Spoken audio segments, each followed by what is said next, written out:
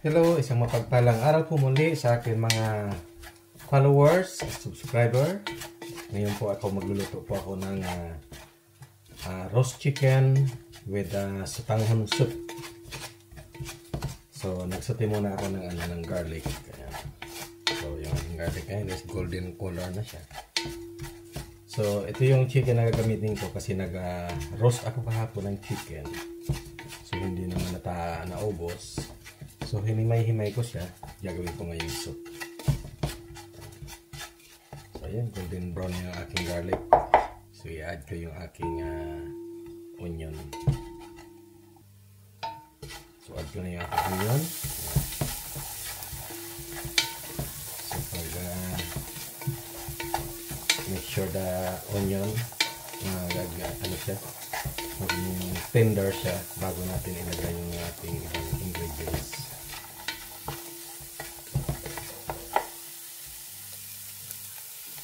So, please like, share, and subscribe sa aking YouTube channel para lagi kayong updated sa aking mga video na ipinopost.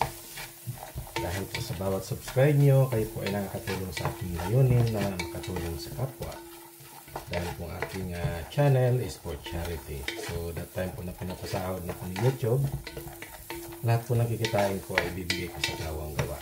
So, sa ngayon, nasa 207 subscriber na ako. So, shout out sa mga nag-follow at nag-subscribe.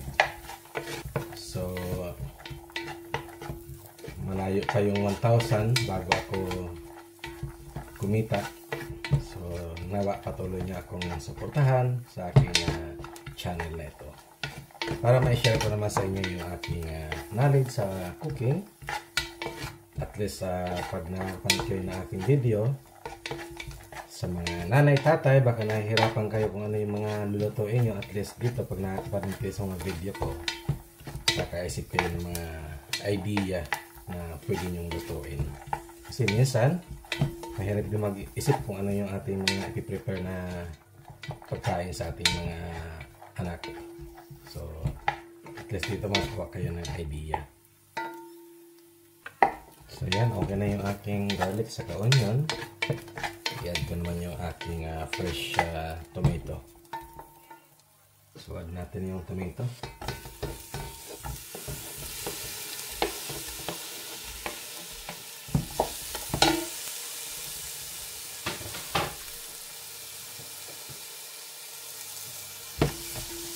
So, masarap pong itong chicken with sotanghon dahil ang ginamit yung chicken is yung tira ko na roast chicken kahapon. So, mabango ito dahil may mga stuffing ako sa loob na garlic, onion, ginger, saka lemongrass.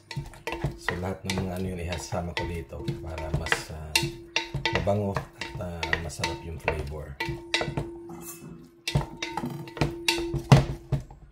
So, takpan natin para make sure the tomato is tender. Tignan natin. Ayan. Tender na yung ating tomato.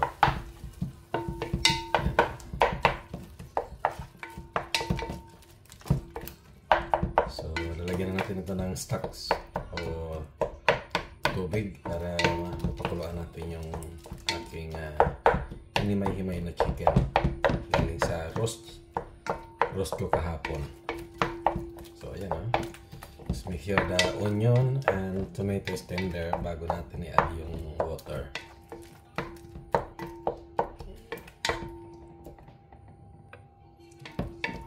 So, add natin yung tubig para pakuluan natin. Damihan ito ng sabaw kasi yung sotanghon ko, noodles, malakas mag-absorb yan.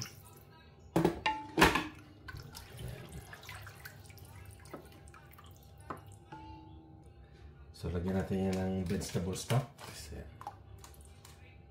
And then fish sauce. Lagyan natin ng black pepper.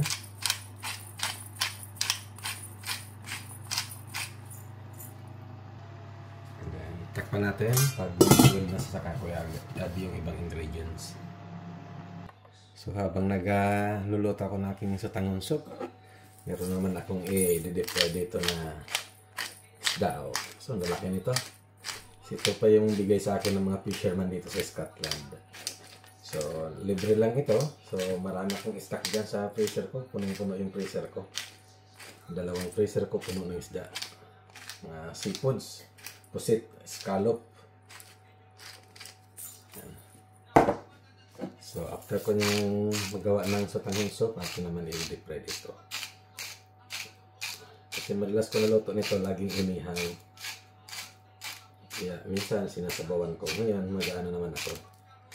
Magpiprito na naman ako. So makita mo yung size nito. Talagang ang lalaki niya, no? Oh.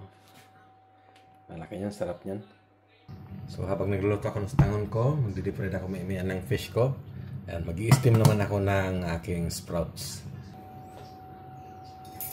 I-steam ko lang siya para yan ang aking vegetable. Ayan. Ayan, kulo na yung ating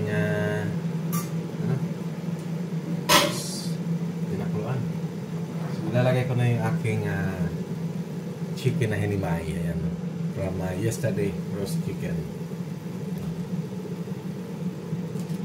Yung mga ginger na stuffing, sinapa ko yan, pati yung mga bone, yung aking lemongrass, yan, sama-sama na yan dyan.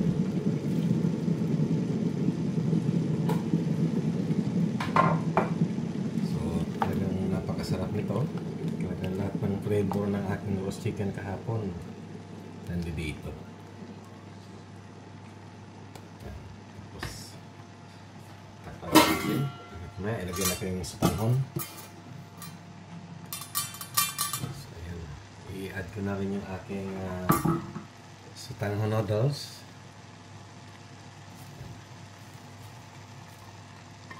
So, napakasarap ngayon ang aking sinabawang chicken sutanghon. So, puno yung aking kaldero kasi mamaya nag-a-absorb itong aking sutanghon.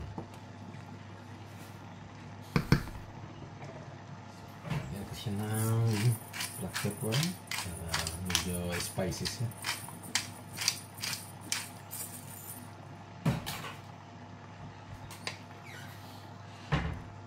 So hayaan ko lang muna yan na kumulo hanggang sa yung lasa ng aking mga ingredients yung maganda.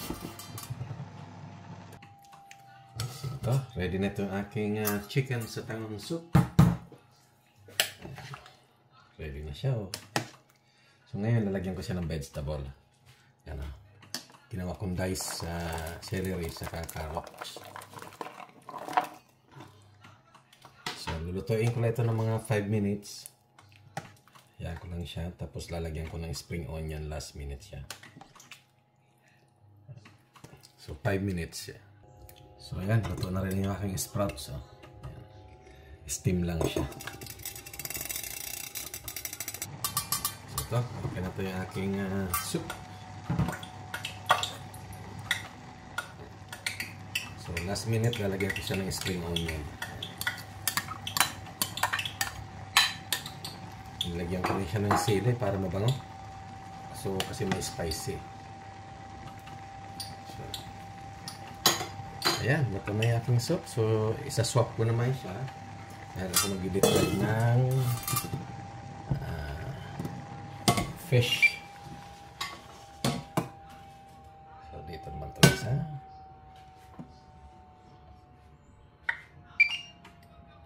Ako yung magdi-deep fry naman ng fish. So ngayon dahil luto na yung aking chicken sutanghon soup, luto na rin yung aking sprouts. So ngayon magdi-deep fry ako ng fish. So medyo yung ganitong pagkain ay hindi masyadong healthy. So, bihira lang ako mag-deep fry. Mostly, sinisigang ko lagi kaya inihaw. So, ganitong deep fry, bihira lang ako mag-ganito.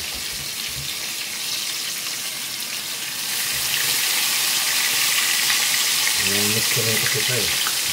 Minsan. Yung mga hindi healthy na food, minsan nakakamiss din. Ayan.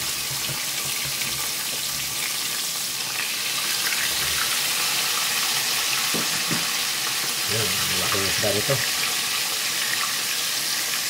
Ayan, dinidip ko muna sa flour para hindi siya magdikit. So, yan ang technique sa pag-prito. Kasi mostly dumidikit sa pan.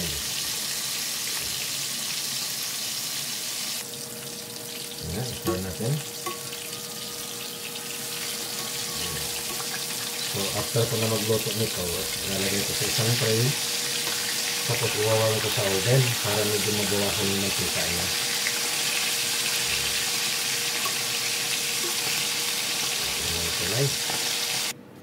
So ayan, ready na yung aking deep fried fish. So ilalagay ko muna sa oven, i-warm ko para medyo mabawasan yung oil niya. So ito na rin ang aking steamed fish. Sarap nito. Aking sprouts. Tapos yung aking chicken sa tanghon. Sarap nito, sarap ng sama nito.